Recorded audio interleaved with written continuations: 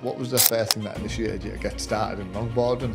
Yeah, well, actually, it's a medical situation with my left knee. I was not able to do any bicycling anymore. So since I am a very good skier, how about if I try boarding, longboarding? That's how it actually all started. So I'd imagine you've had a lot of skepticism, people saying what you're doing this age, worried that you're going to fall off the board, injure yourself, etc. Opa, you are too old and you cannot do that anymore, and not listen to your environment, who has their own perspective of their personal world.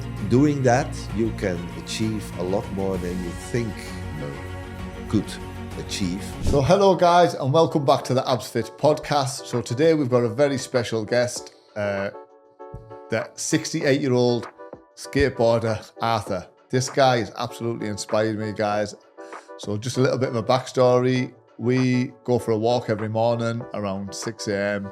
around our estate, and every morning I see Arthur on his longboard just whizzing around the estate, and it's the first time I seen it, I said to me, this is amazing. Look at this guy. So we hear people on a daily basis complain that they're in their 30s and their 40s and they feel like it's too late to start changing their life. Yet you've got this guy here in his 60s, and you started when you were 64, was it, Arthur?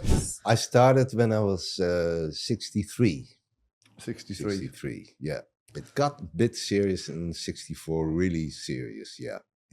So what triggered you, what was the first thing that initiated you to get started in longboarding? Yeah, well, actually, it's a medical situation with my left knee, and there is some small fractures in there already for a couple of, years, 20, 30 years.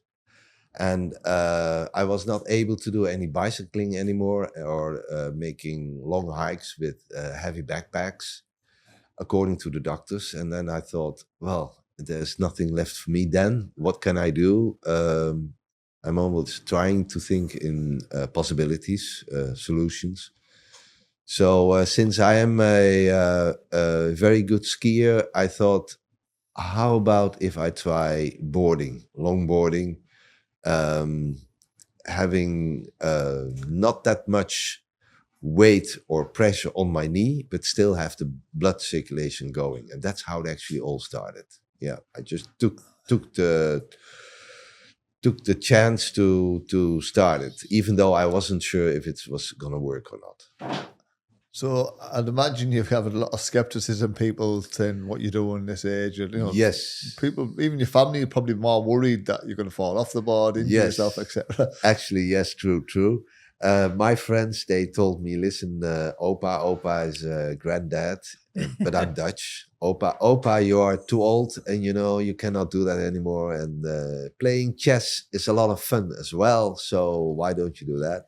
But then if people are telling me something to do or not to do, I am stubborn and I go the other direction. So obviously when you've started it, have you had a few situations where you've come off the board, fell off, or Yes, especially the longboard that I bought from guys was a very good longboard, and I was on a bicycle lane. We have a lot of bicycle lanes in the Netherlands. And there was this route from a tree coming up through the asphalt, and I thought I could go over it, and my longboard thought I could not. So I fell badly. I had to walk on crutches for 6 weeks, and then after the 6 weeks, I got back on my longboard again, and I just started to do the longboarding. I had a lot of falls, but the more you fall, the better you're going to be at it as well. And next to the longboarding, I do also fitness in order to keep my muscles, but especially my bones, very, very strong. So if I fall, I'm not breaking anything until so far, that is.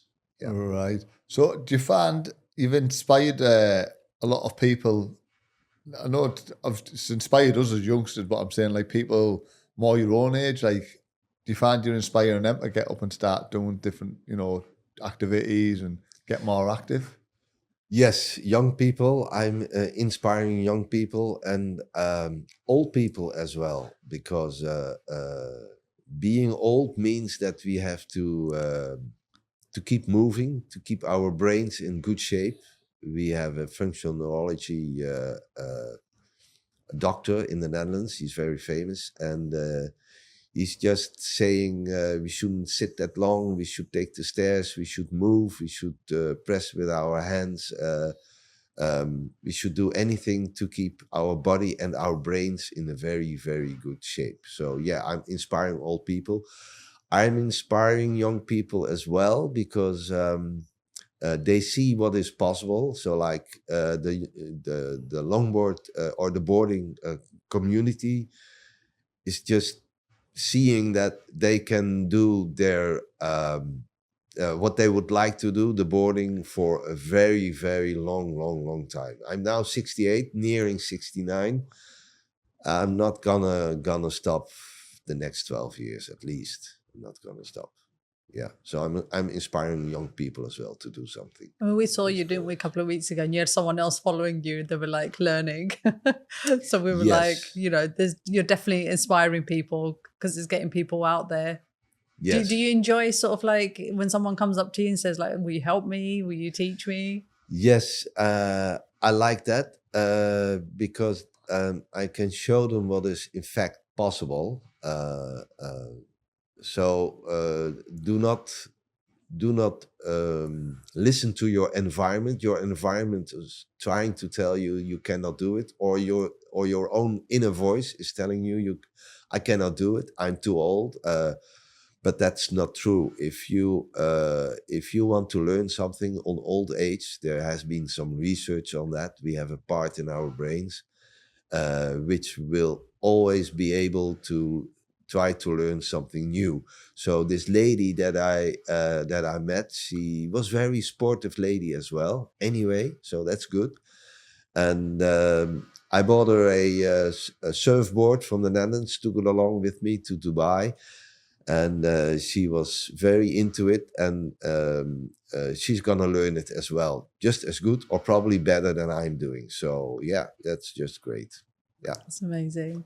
It's brilliant. And going back to obviously your younger days, like what type of activities were you in when you were younger? Like before, obviously the boarding came into yeah, it was cycling and skiing a lot.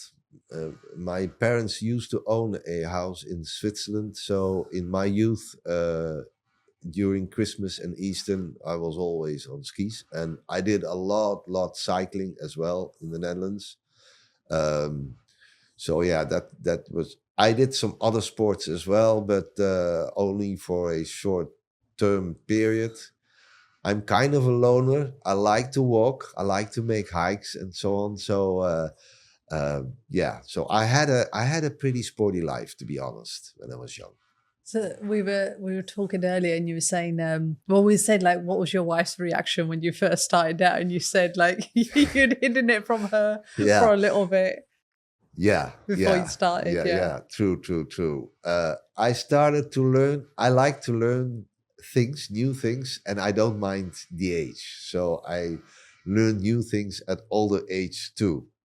Mono skiing, snowboarding at 48, mono skiing at 28. My wife knows me. She knows me. So, but still, if you're buying a longboard at age 63 and you have to pay for it, and you think, well, I can always tell them that it's for my grandson. Yeah. So I thought, let's just make sure that I know the basics of my longboarding, and then will tell my wife, listen, this is what I'm gonna do. So I started longboarding in the living room, shoving the chairs and the tapestry and the tables away when my wife left, and then I did up and down, very, very easy, and looking through the windows if my wife would come back. If she would come back, sneaking around, get everything back again, and having my longboard hidden between my clothes. But then after 3 months, I was pretty confident, or at least still learning. But and then I told her, okay, I'm going to longboard outside, and then she knows me, so she also knows that I'm capable of doing stuff like this as well. Yeah. Amazing. And you've also done, you mentioned earlier when I was talking to you about your pilot's training. You've trained to be a pilot as well. And Yes. The gliding. You said Gliding you as do well, yeah. gliding. So Yeah. you've been quite extreme activities. Yes, I do. I do. I really do. But the extreme activities is not for proving myself to the outer environment. It's just for me to prove myself to my inner self, to see if I can do it or not. That's the challenge for me. And if I'm good at it or not, I don't care. I'm actually always Just for the a little experience. bit. Yeah. So what people think about it, I don't mind and I don't care. I'm gonna do it. And if I fail, okay, then I know that I cannot do it. That's good. Because But at least you tried. At least I tried Yeah. it, and you learn something out of it anyway. that's it. We don't fail, we learn. It's, Yeah. You know, Yes. Sometimes we Yeah. hesitate, don't we? Like I know sometimes me, I'm like, I want to do this, but then out of being afraid of what someone else is going to think or just my own anxieties, I just like pull back and I don't do it. And then I'm like, why didn't I do it? So True. And actually, I into philosophy a lot. And Aristotle once said, "It's not about the falling; it's about the getting up again. What Yeah. really Yeah. matters." It's true. well, it's like when we used I to remember go. that from the old Rocky movie. Yeah. No, but remember when we used to go to the morning sea dips? Like I literally was like, I hate being in the cold, and being in the ocean frightens me. Just like getting too far deep in. I don't mind dipping my toes in, but going too far in frightens me. But then you were like, just give it a try, and I went out there. You were like, I'm going to be with you. So I just always think, if I hadn't have done it, like that, I wouldn't have experienced that. And now I love it. That's So it. You've got to try it to know if it's right or not, don't you, Arthur? Yes, and whatever happens in your life, even in normal life situations, there's always a slight tension. But actually, the slight tension is very healthy for us as well. And just to tell yourself, okay, I feel a little bit nervous, but I'm gonna do it. I'm gonna try it anyway. And then after you've done it and you succeeded, it's gonna boost your self-esteem as well, right there. So yeah, a little bit tension is healthy. A little bit. Tension, chronic, that's not good at all. What would you say has been your most memorable moment since starting the boarding? Have you had like a certain experience or an incident that's happened? The most memorable, in a positive or in a negative? In a way? positive. I like that. I like the positive. Yeah. When I started, I did well. I have to give you a little bit of introduction. I'm doing for the Kika Foundation in the Netherlands. That's Children Cancer Free. I'm collecting money with my actions, and my first action was a long hike with a heavy backpack, but with my left knee not totally in order. I quit until the south of Luxembourg. I did 500 kilometers, couldn't stand on it. So I thought, okay, what's next? The boarding came into it, and then I started for Kika another trip around the lake in the Netherlands. And the tension was there. Am I going to make it? Yes or no? And the most memorable moment was when I finally, after 3 weeks of boarding, I did 500 kilometers, and I was back home where I started on my longboard at age 66. That was quite a memorable moment. Another one was this year. I did another Kika trip from the most northern part of the Netherlands to the most southern part of the Netherlands on a longboard at age 68. When I start in the northern part, it's like, I know I can do it because I did the other trip. But still, when I reached the south of the Netherlands after 550 kilometers in 21 days, I thought, well, that was a very memorable moment for me as well. Yeah. You can do more than you think. You can actually do a lot more than you think. Yeah, I was going to ask that. So, like, obviously, when you first decided to give this a go, And when you look back now and how far you've come, did you think that back then? Did you imagine that you'd be as good as you are at it? Or No, did you not at all. Just shows me that you should always go for the new and for the unknown, and not listen to your environment, who has their own perspective of their personal world. No, and doing that, you can achieve a lot more than you think you could achieve, and that's what's happening right now. So next year I'm gonna do another trip for Kika, and it's gonna blow the minds of a lot of people in the Netherlands, because at that time I'm 69. Yeah. So I wouldn't have thought I would be doing that. Actually, I wouldn't have thought when I started longboarding. Yeah. And does that keep you motivated to even do more? Like, you don't let your age, your number, like, to True. define. You just It does. Yeah. When I came to the Kika Foundation head office last summer, I said to them, listen, next year I'm going to do another trip for you guys. And the lady said, you don't feel obligated. You have your age and you're already doing a lot for us. But then I said to her, listen, if I don't do it, I'm missing out of a chance of collecting money for children who are suffering of cancer. So if I don't do it, I'm missing out of that chance. So I have to do it. Yeah. Right there. Yeah. And do you feel like ever since you started, because you started at 63, you're 68 now, when you first started this, do you feel like you're like mentally and physically that, you know, there's been a change, like in regards to how you are? Like, because some people, when they start some form of like physical activity, they feel like as if their mood changes. How has it changed for you? Yeah, both on a mental and a physical way, because for longboarding, like I said before, I do fitness as well. And I can feel that my body, I'm in a better shape than I was 5 years ago. Okay. And I'm a lot Amazing. better shape physically right there, but mentally as well, because you are reflecting on your own situations and whatever is happening to you. So I'm really more of a person than I was 5 years ago. And because next year I'm going to do this long trip of over 1,000 kilometers for Kika, I figured out I gotta live very well. I'm eating and sleeping already very well. I'm doing a lot of sports, but let's put it to a higher top sport level. Yeah.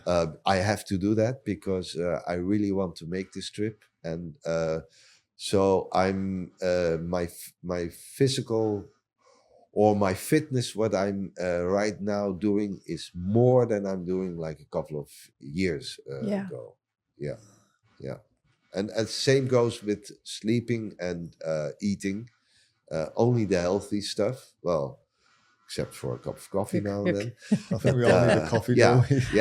yeah. So I'm, but what we guys do on this age, I was once in France doing a mountain hike with a backpack, of course, and there was this lady. She said to me, you know, those guys at 80 years of age who are still walking into the mountains, we should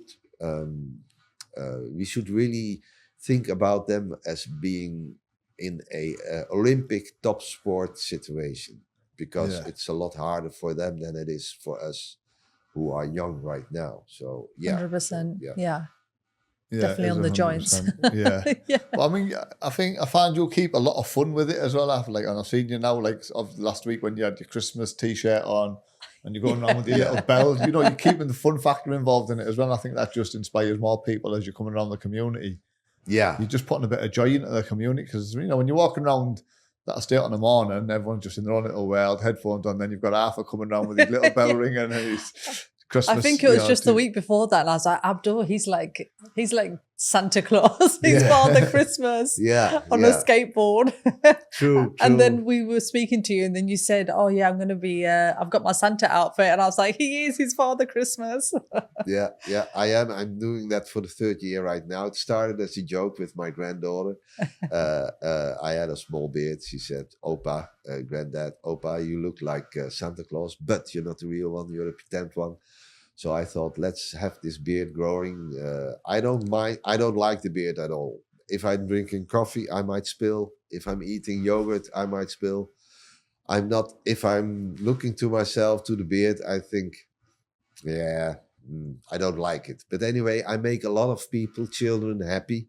My granddaughters, the children in Damaktu, where we're living, the parents, and so on. It's so much fun, and we have a lot of good times. And yeah, I really like the fun. It should be in there as well, because if you have the fun part in it as well, you are extra motivated to do the stuff or to go for the extra lap. Yesterday, I thought, oh, let's do one extra lap more. So I did 3 laps instead of 2.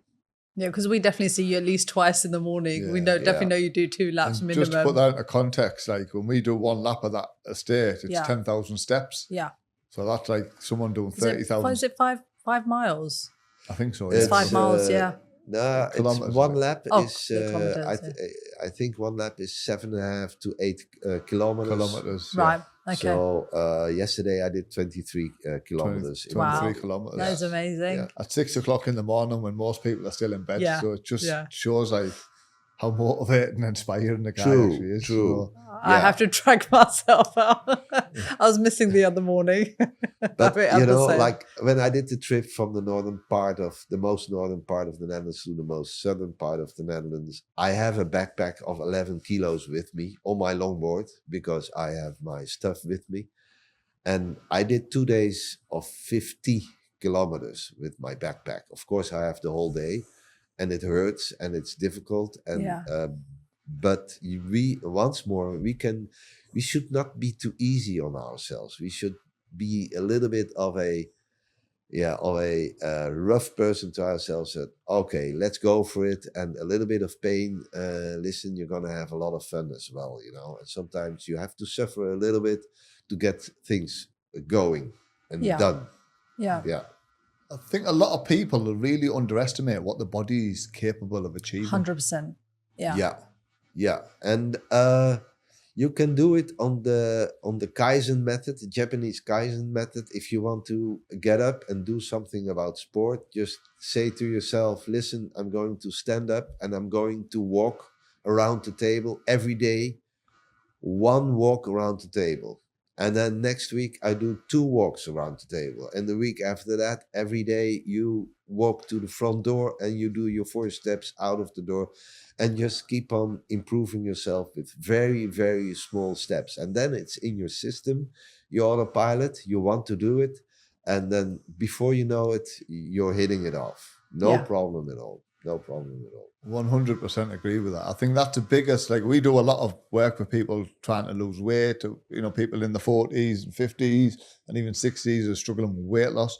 And I think the biggest barrier that stops people getting started is they're looking at the end result rather than thinking, well, if I start here, if you start, baby start steps. with some small steps. Yeah. And that means literally go out and do some steps every day. Yeah. Then next week, focus on like changing up something in your diet. And it doesn't have to be a complete change of diet. Yeah. It could just be like, well, this week I'm going to stop drinking so many fizzy drinks. Instead of having them every day, I'll cut it down to every other day. Yeah. Then the following week, I might just cut it down to a couple of days. And it's the same with even That's your what I always activity. say with any of our clients when we're working with them, I always say small wins. Let's go for those small wins to get to that bigger goal. Yeah. Because if you just focus on that big goal, it just feels like forever. It feels like you're never going to get there. So I always say those small little wins, achieve those to get the bigger win, 100%.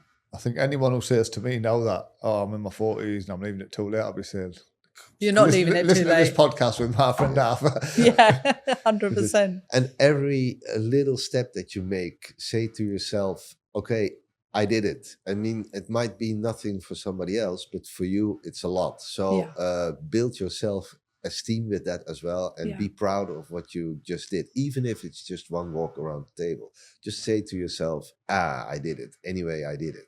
Because your brains are going to react on it as well. And 100%. telling you about that, I like functional neurology a lot.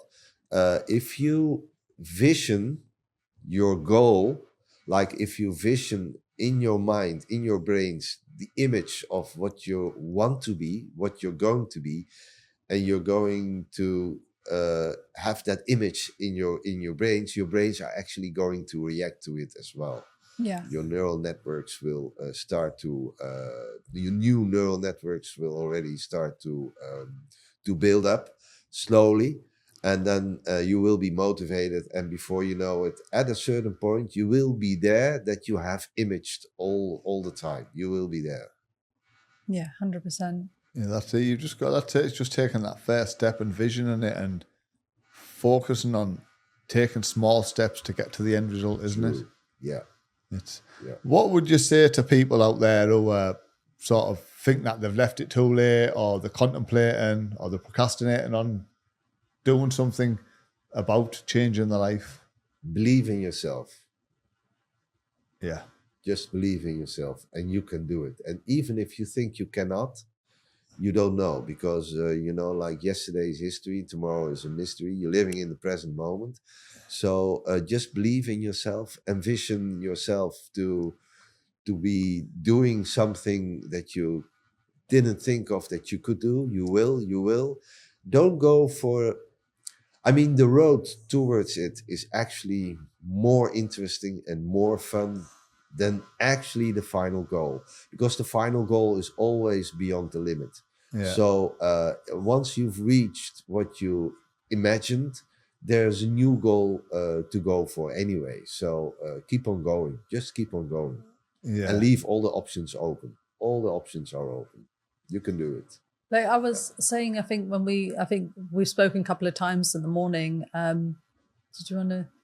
Oh, don't worry about it. In the morning we've like spoken a couple of times, and I was mentioning how like in our South Asian community, it's a good thing that we take care of our like parents, grandparents, and everything. But we're very much like, oh no, I'll get you a cup of water, I'll get you a cup of tea, or like you sit, you don't do nothing. And so I think it's always good to say actually some form of movement, like you said, even walking around the table inside, or just going for a short walk outside, just or even around the garden. It's always good to have that movement to keep, like you said, we get older, bone density starts to decline, muscle mass starts to decline, we start getting weaker. So I always say it's always good to keep that daily movement going. I'm not saying go and do anything crazy or go hiking or anything like that, but just small movement on a daily basis. Like Abu, your mum, she's osteoarthritis, but even though she's had so many operations, she still keeps at it. She's like, no, I still need to keep moving. I'm going to seize up. I need to keep moving. And I always say, like, I find that inspiring, because some people, if they have an operation, they'll just sit and they'll be like, I can't move. I've been told, doctors told me I can't move. I know everyone's situation is different, but your mum's always like, no, I got to keep moving. I got to keep moving, because otherwise I'll become inactive, and, I'll just, as we get older, we'll just pile on the weight and everything. So she's always like, I need to keep moving. Like you said earlier, Arthur, when you come off the skateboard and you had quite a bad injury, and anyone else, I'd think twice about getting back on it. But as soon as you were ready, you got straight back on the board and continued.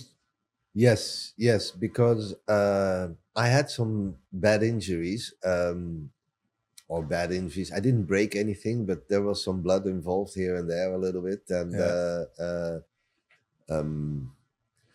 I had in The Hague a couple of weeks ago in the city. There was I fell badly, and I hit with my middle finger. I hit the bricks there was a brick sticking out, and I hit with my middle finger. I hit that brick, and my middle finger was pointing upwards from this joint here, pointing upwards. Right.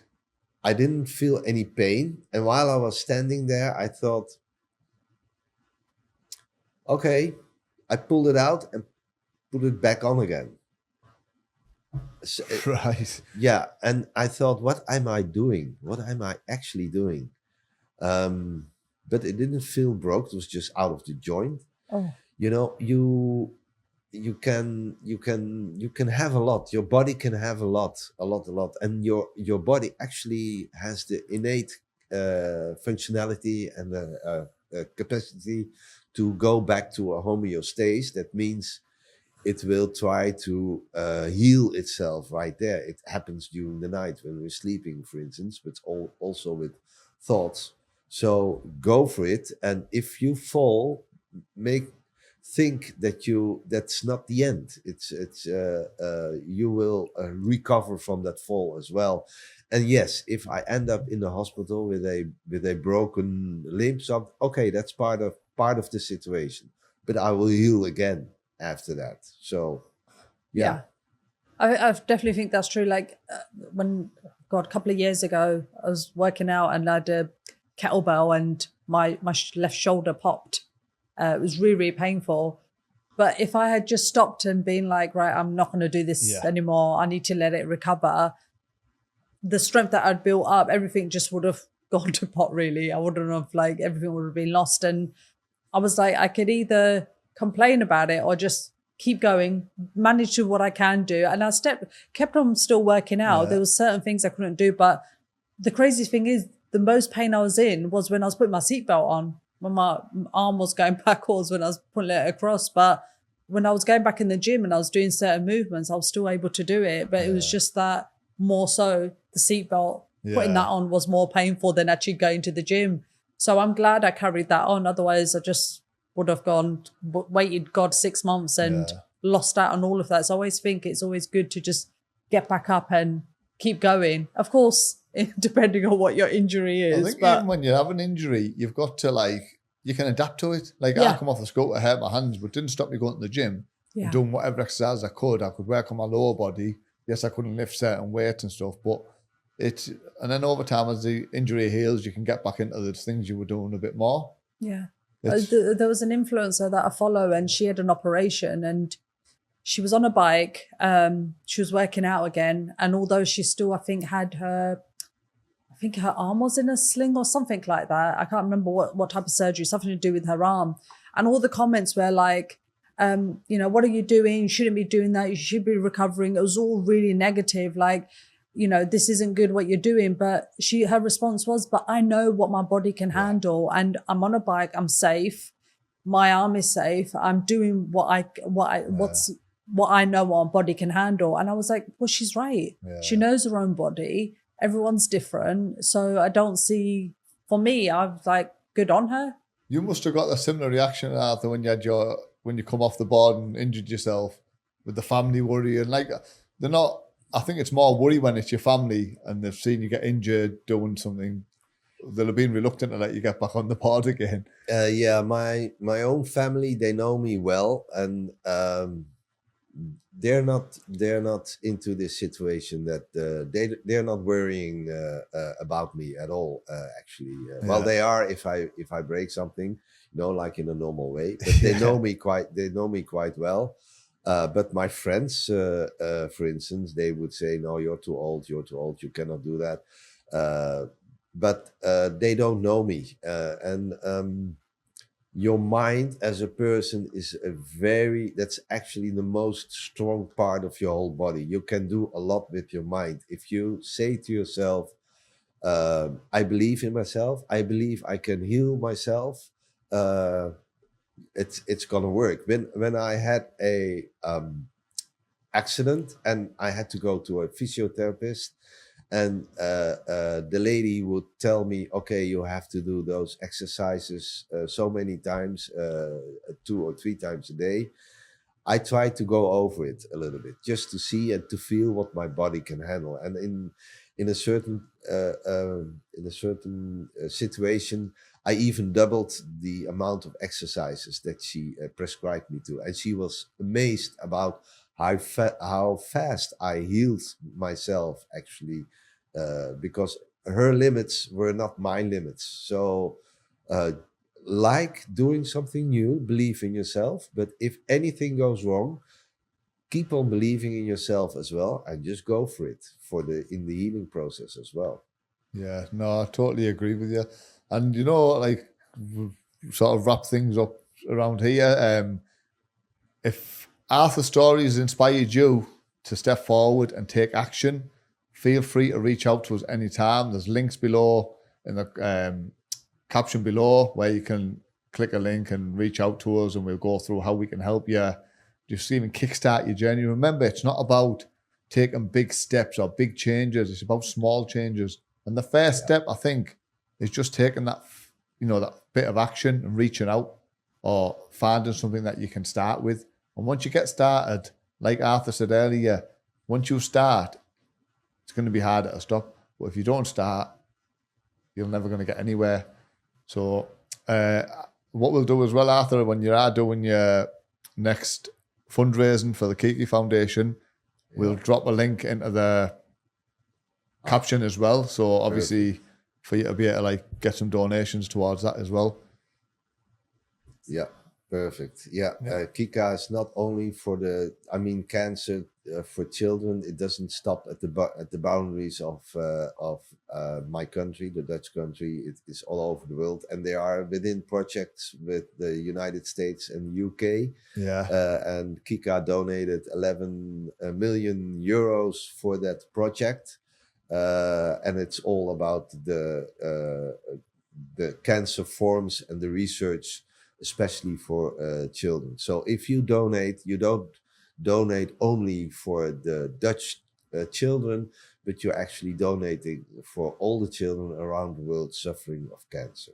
Right, that's fun. And when is your next event that you're doing? When is it your next one? Next summer, I think I start in June. In June? June, I think. Yeah. It's going to be 1,250 kilometers, so that's 2 months of boarding with some resting days in between, of course. Yeah.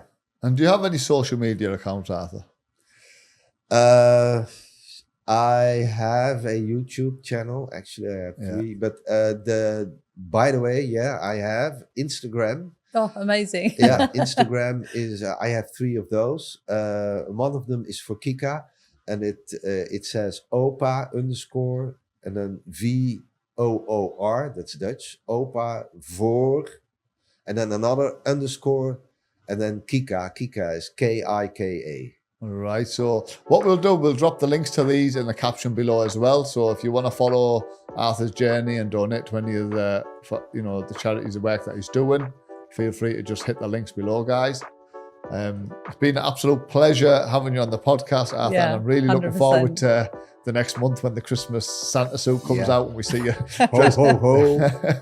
Yeah, I'm looking forward to that. I've got family coming over who are going to be buzzing when they see you in that skateboard in your Santa suit and your Santa sack. Yeah. But, no, honestly, it's like I said, it just shows age is just a number. If you want to do something, just take that step, go out there and give it a try.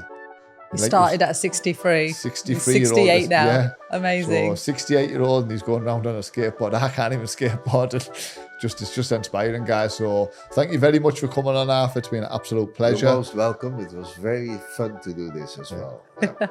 Good. If you found the podcast useful, please hit subscribe and like button, guys. Thanks for watching, and we'll see you all again next time.